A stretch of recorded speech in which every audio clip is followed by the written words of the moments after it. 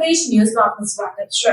મોદી સરકારનું 11મું બજેટ અને નિર્મલા સીતારમણ દ્વારા 7મું બજેટ રજૂ કરાયું।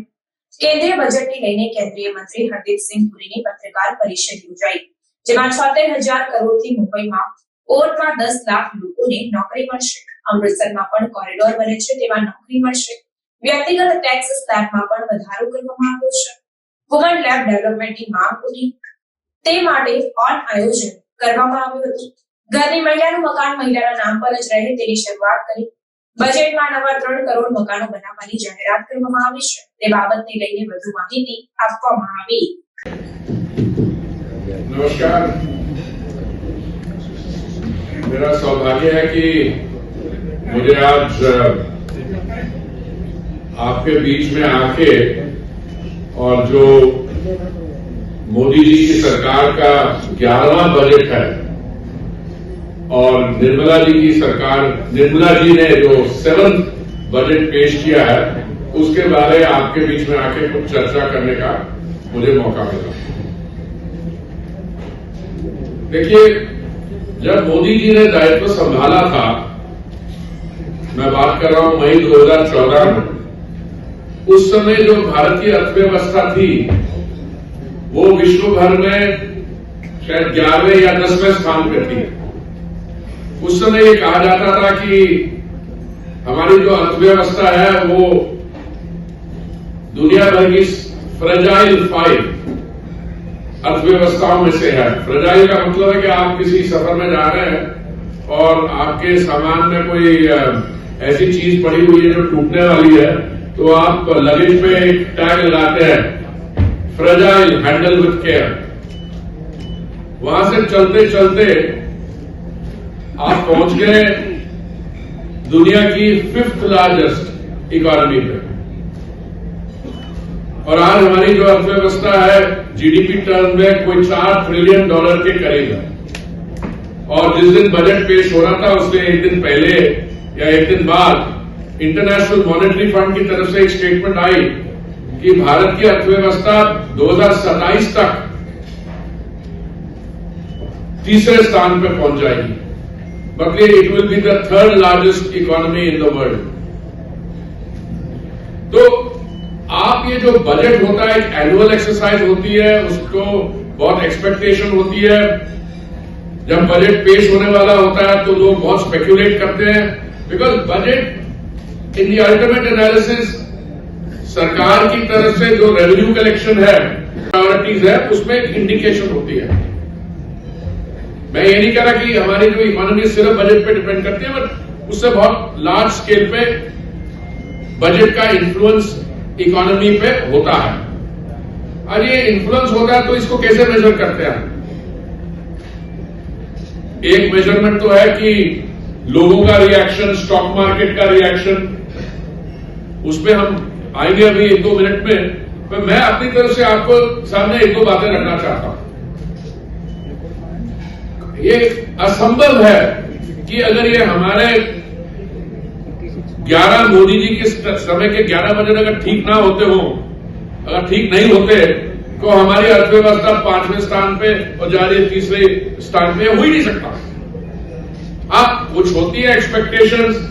अगर आप मान लीजिए, मैं उदाहरण की तरफ से कह रहा हूं, अगर आप किसी एक सेक्टर में काम करते हैं तो आपकी पर्सनल फीलिंग होती है उस सेक्टर को थोड़ी रिलीफ मिल जाए।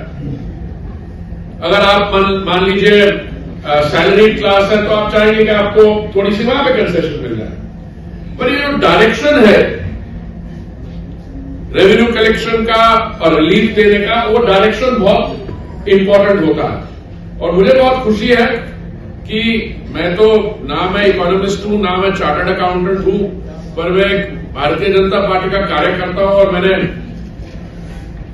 मोदी जी की टीम में आने से पहले मैं 39 इयर्स एक सिविल सर्वेंट था, फिर 6 साल मैंने इंटरनेशनल सिविल सर्वेंट रहा, 7 साल उनकी टीम में मंत्री हूं।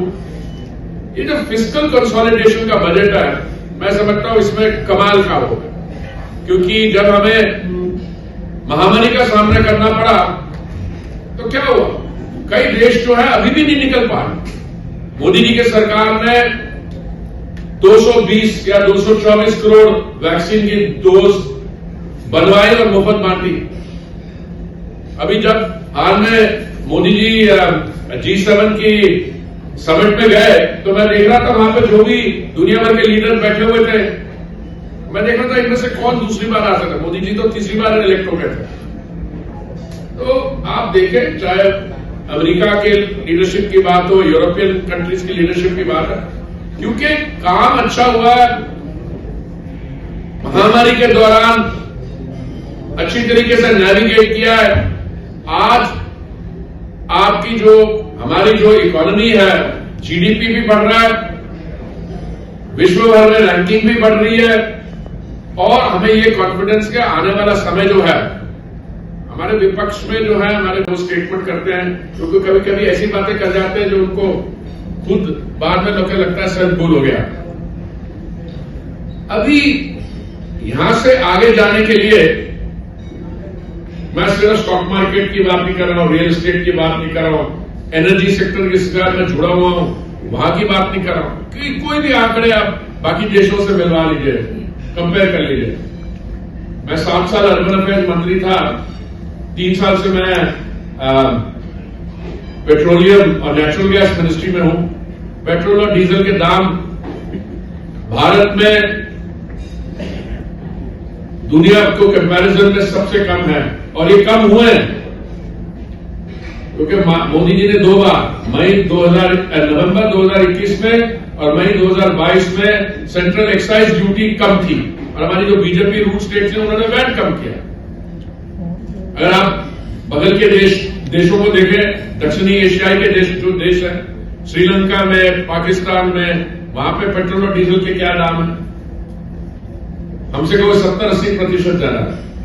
अमेरिका का देखिए, कनाडा का देखिए, वहां पे 30-40% ज्यादा है। क्यों हुआ? क्योंकि मोदी जी ने देखा कि 3 चीजें होनी चाहिए। पेट्रोल, डीजल हमारे कंज्यूमर को, हमारे नागरिक को, ये उन्होंने अपना कर्तव्य समझा। अवेलेबिलिटी होनी चाहिए। पिछले कई सालों में कहीं कमी नहीं पड़ी, कहीं एक लोकल इश्यू हो गया, कहीं बाढ़ आ गई, फिर भी हमारे जो ओएमसी है उनके अधिकारियों ने अपने कंधे पे सिलेंडर उठा के वहां तक पहुंचाया। Availability, affordability. हाँ, अगर लिमिटलेस रिसोर्सेज हो तो आप उसको मुफ्त कर दीजिए। और सस्टेनेबिलिटी, ग्रीन ट्रांजिशन भी। बायोफ्यूल्स जो मोदी जी ने जब दायित्व संभाला 1.4% ब्लेंडिंग थी, आज 15% तक पहुंच गई है। हमारा 20% ब्लेंडिंग का टारगेट है 2030 तक, उसको 5 साल आगे लाके 2025 तक कर देंगे। तो जब मैं बैठा था हाउस में, जब निर्मला जी, माननीय वित्त मंत्री जी ने बजट प्रेजेंट किया, और मेरे को लगा कि इसका रिएक्शन तो बहुत अच्छा होगा। वही अब स्टॉक मार्केट देखिए आज का 81,000 पे चली गई है, रिएक्शन तो अच्छा है। पर कुछ हमारे विरोधी जन इंटरेस्टिंग बातें करते हैं। उन्होंने बोला आपने सिर्फ 2 स्टेट्स को दिया। अरे भाई, पढ़ तो लो बजट को। और ये बजट जो है ना, ये सिर्फ एक नहीं है। इंटरिम बजट में भी फरवरी के महीने में भी आपने अनाउंसमेंट्स की थी, और कुछ जो ऑनगोइंग प्रोजेक्ट्स है, क्योंकि मैं आपके बीच में आ रहा था तो मैंने थोड़े से स्टडी किया। खबरों के लिए चैनल को सब्सक्राइब कीजिए। खबरों का नोटिफिकेशन पाने के लिए बेल आइकॉन को जरूर दबाएं।